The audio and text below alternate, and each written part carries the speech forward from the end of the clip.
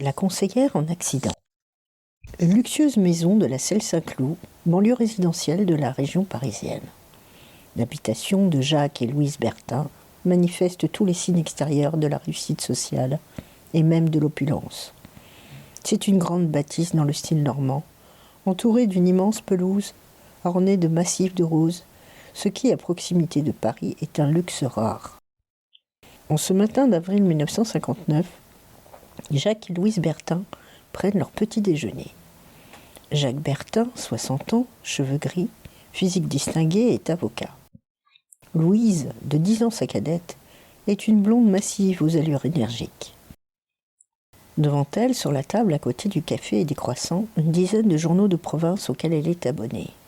Louise Bertin déchire résolument la première bande. Son travail commence.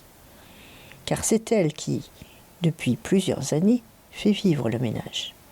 L'activité d'avocat que Jacques Bertin exerce nonchalamment et épisodiquement sert de couverture légale à celle de sa femme, dont la profession est, il faut le dire, très particulière. Louise Bertin a déplié l'éclair de Clermont-Ferrand et, négligeant les informations générales, s'est reportée directement à la page des faits divers. Elle fait une lecture rapide, ponctuée d'observations à mi-voix. Accident d'auto, 2 morts. Encore un mort, aucun intérêt. Un crime, pas d'intérêt non plus. Le visage plutôt chevalin de Louise Bertin s'immobilise soudain dans une expression de vive excitation. « Écoute, Jacques, c'est extraordinaire !» Jacques Bertin trempe son croissant dans son café. « Vas-y, raconte. » Louise Bertin, qui est un peu myope, mais qui par coquetterie ne porte pas de lunettes, approche l'éclair de Clermont-Ferrand sur son visage. Un véritable miracle.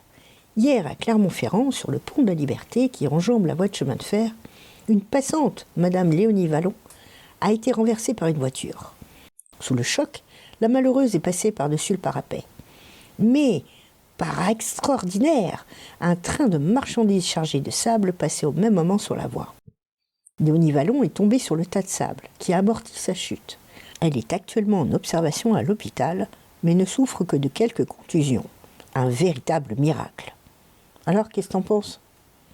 Monsieur Bertin approuve de la tête tout en mastiquant son croissant. Je pense que tu vas devoir partir pour Clermont-Ferrand. C'est tout à fait ce qu'il te faut. Oui, c'est tout à fait ce qu'il faut à Louise Bertin. C'est dans des cas comme celui de cette Léonie Vallon que sa profession peut s'exercer. Une profession aussi originale que lucrative. Tellement originale qu'elle n'a pas de nom. Comment pourrait-elle s'appeler ? Conseillère en accident, peut-être. 19 avril 1959.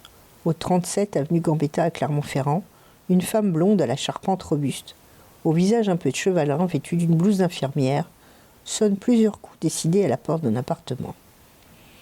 Une femme de 35 ans environ vient l'ouvrir. C'est une petite brune maigrelette, dont le visage trahit une certaine inquiétude. « Madame Léonie Vallon ? » ?»« Oui, mais pour mon accident, j'ai déjà vu les docteurs.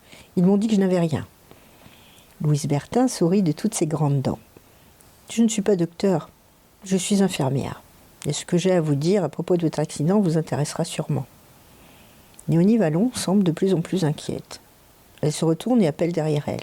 « Eugène, viens voir. » Eugène Vallon, mari de Léonie, ressemble physiquement à sa femme. C'est un petit homme, presque un gringalet, et visiblement tout aussi peu assuré qu'elle. Il regarde cette infirmière qui le dépasse d'une bonne tête. « Vous désirez, madame ?» Louise Bertin sourit toujours. « Votre intérêt, simplement votre intérêt.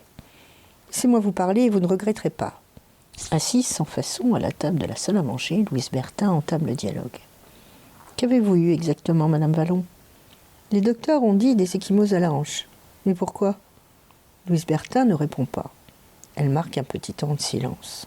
« Supposez que vous ayez eu quelque chose de beaucoup plus grave et que vous soyez devenu aveugle, par exemple. La sécurité sociale vous verserait une somme considérable. Mais vous ne comprenez pas. Laissez-moi parler, madame Vallon.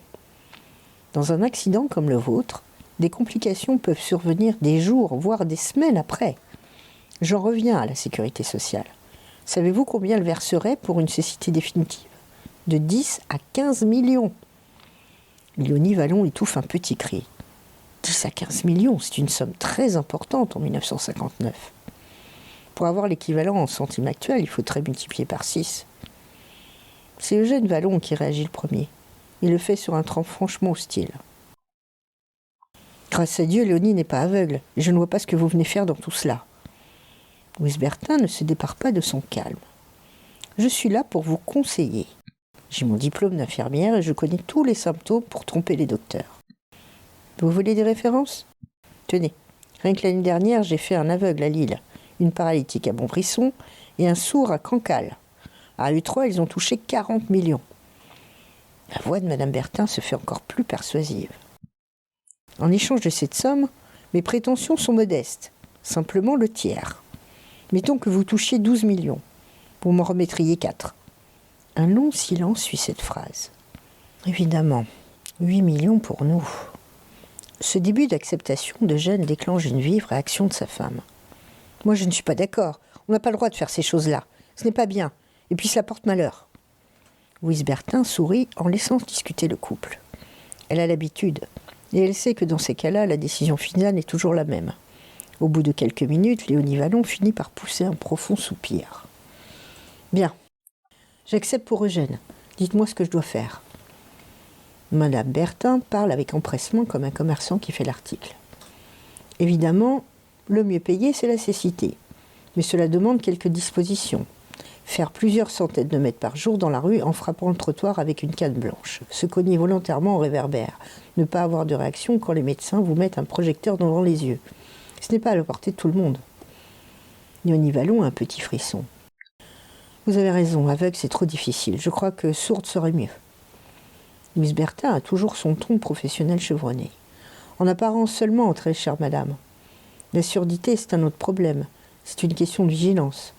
À tout instant, ils font se répéter « je suis sourde, je suis sourde ». Sinon, on finit par se trahir. Sursauter quand on vous appelle dans la rue, aller ouvrir machinalement quand on sonne à la porte, c'est plus vite arrivé qu'on ne le pense. Je ne parle pas, évidemment, des bruits assourdissants qu'on vous envoie dans le casque à l'examen médical. Cela demande un entraînement long et assez pénible. La description du calvaire des faux sourds semble avoir vivement impressionné Madame Vallon. Non, pas cela non plus, je ne pourrai jamais. Eh bien, prenons la paralysie. Une petite hémiplégie et vous voilà en fauteuil roulant. Il suffit de rester assise et de vous laisser véhiculer, c'est tout. Mais Léonie Vallon a un mouvement de recul. Ah non, je ne pourrais pas. Je n'arrêterai pas de penser à tous ces gens qui sont vraiment paralysés. J'aurais trop honte. Pour la première fois, Louise Bertin a une expression de contrariété. On ne peut pas dire que vous soyez quelqu'un de commode. Alors il ne nous reste plus que la dépression. C'est moins bien payé. Notez. 4 millions environ. Mais c'est le plus facile à imiter. Madame Vallon a une voix craintive. Et qu'est-ce qu'il faut que je fasse ? Rien. Je vous donne des pilules amaigrissantes et vous restez 15 jours sans rien faire dans une chambre au volet fermé. Ensuite, à la clinique, vous serez tellement abruti de médicaments que vous n'aurez plus de soucis à vous faire. Léonie Vallon jette un regard sur sa silhouette menue. Des pilules amaigrissantes ? Et je pèse 45 kilos. Justement, le résultat sera encore plus spectaculaire. Je ne vois rien d'autre à vous proposer. Il faut vous décider. Monsieur Vallon intervient. Madame a raison, Léonie. Il faut te décider. Ce n'est qu'un mauvais moment à passer. Pense à tout l'argent qu'on aura. Léonie Vallon regarde alternativement son mari et l'infirmière. Et comme on se jette à l'eau, elle accepte. Louise Bertin reste quelques jours dans l'appartement de Clermont-Ferrand pour s'assurer que son traitement produit bien les effets escomptés. Elle se rend vite compte qu'il n'y a aucun problème de ce côté-là. Les résultats dépassent même les prévisions. En maigrissant, la frêle Léonie devient un squelette vivant. Et l'inaction jointe à ces débats de conscience à propos de l'escroquerie sont réellement en train de provoquer un début de dépression. Aussi, au début d'une semaine seulement, Eugène Vallon n'a aucun mal à faire interner sa femme d'urgence. Madame Bertin rentre dans la luxueuse maison de la Selle Saint-Cloud. Encore une affaire qui s'est bien terminée. Après la visite de la sécurité sociale, elle recevra sa part. Car, comme les autres, les Vallon ne seront pas assez fous pour tout mettre dans leur poche. Courir le risque d'être dénoncés et de tout perdre serait bien trop grave. Ils paieront, eux aussi. 26 mai 1959. Un mois a passé. C'est l'heure du petit déjeuner chez les Bertin. M. Bertin mange ses croissants tandis que Louise cherche dans la presse locale un nouveau miraculé d'un accident de la route ou d'un travail. On sonne. La bonne va ouvrir et revient accompagnée d'un homme en imperméable qui se présente de lui-même. « Commissaire Guérand, j'ai quelques questions à vous poser, Madame Bertin. » Jacques Bertin intervient vivement. C'est l'avocat qui parle. Il a envisagé toutes sortes de recours juridiques au cas où Louise aurait des ennuis. « Que reproche-t-on à ma femme, s'il vous plaît ?» Mais la réponse du policier est la seule qu'il n'aurait jamais pu prévoir. « Elle est soupçonnée de meurtre, Monsieur Bertin. » Et c'est alors qu'un quatrième personnage entre dans la pièce. Eugène Vallon, en grand deuil, qui pointe un doigt accusateur vers Louise. « C'est elle, monsieur le commissaire, c'est elle qui a tué ma pauvre femme. » Louise Bertin a un haut le corps. Le commissaire Guérand parle sans élever la voix. En rentrant de clinique, Léonie Vallon s'est donné la mort. Elle a laissé un mot disant que son geste était causé par le remords. C'est alors que monsieur Vallon est venu nous trouver et nous a expliqué votre rôle dans cette affaire. L'escroquerie à l'assurance sociale, les pilules amaigrissantes, etc. Le drame, c'est que vous avez bien trop réussi, Madame Bertin. Vous avez réellement provoqué une dépression chez la malheureuse Madame Vallon. Et elle en est morte. Louise Bertin a repris tout son sang-froid. Elle affiche une mine scandalisée. Je ne comprends pas un mot de cette histoire. Quel rapport pourrais-je avoir avec ce monsieur ? Le numéro de téléphone, Madame Bertin. Le numéro de téléphone qu'avait en sa possession M. Vallon pour payer la conseillère. C'est le vôtre. M. Bertin entre à son tour dans la bataille. Ce numéro est inventé, comme le reste. Cet homme est égaré par le chagrin, il dit n'importe quoi, c'est évident. Le commissaire Guérand hoche la tête. Je l'ai pensé, moi aussi. Seulement votre femme a commis une erreur. Pour se vanter ou donner des références, elle a parlé de 3 personnes dont elle s'était occupée auparavant. M. Vallon a bonne mémoire. Il s'agit d'un aveugle à Lille, d'une paralytique à Montbrisson et d'un sourd à Cancale. Or, nous avons vérifié. Ces cas existent bel et bien. M. Bertin ne s'avoue pas vaincu. Qu'est-ce que cela prouve ? M. Vallon a lu ça dans le journal. Oui, mais nous avons fait aussi une enquête sur place. Et les résultats sont surprenants. L'aveugle voit, la paralytique marche et le sourd entend, sans qu'à ma connaissance, aucun des 3 soit passé par Lourdes. Comment expliquez-vous cela, Madame Bertin ? Louise Bertin semble avoir brusquement 10 ans de plus. Elle se tourne, l'air accablée, vers Eugène Vallon. Je ne comprends pas. Normalement, ces pilules amaigrissantes étaient sans danger. Passant au jugement 6 mois plus tard, en compagnie de son mari, Louise Bertin a été condamnée à 10 ans de prison pour homicide involontaire et escroquerie. Jacques Bertin étant condamné à 2 ans avec sursis pour complicité. Louise Bertin s'est suicidée peu après dans sa cellule.